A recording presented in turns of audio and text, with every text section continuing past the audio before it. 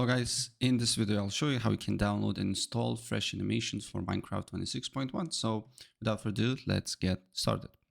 So the first thing what you need to do here, you need to open a browser. You just need to write fresh animations and select moderate link. Then you need to go to game versions, select latest one. Currently there is 26.1, but with this version as well, my Minecraft modded 26.1 is perfectly working, so don't worry about that. Just download the latest version that is published for you here, right? Then what you need to do here is to press on it here, and then as you can see here, recommended entity model features, mod and entity texture features. So copy simply the name here and paste it to Google, select Modrint, then go to versions, platform, fabric, game versions 26.1, and install it here. Then go back to fresh animations, select entity texture features. Also, then you can just simply paste it and download it as well. Platform, fabric, game versions 26.1, and download it. Then what you need to do here is to go to mods and download Fabric API versions 26.1. Get it here.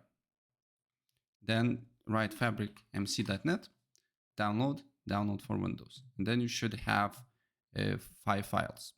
So the first thing here, you need to completely close Minecraft Launcher, then press on Fabric Installer, wait for a couple of seconds, then you just need to press 26.1 and install. And then you just need to open up Minecraft Launcher, wait for a couple of seconds until it loads up. Then go to Java Edition and then go to installations here. Select Fabric Loader 26.1, press on the folder. Then what you need to do here is to go to resource packs and drag and drop fresh animations. If you don't see resource packs, just press new and create one. Then what you need to do here is to go to mods and drag and drop these mods files here, right?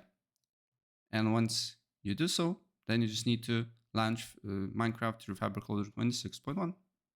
And then just go in game.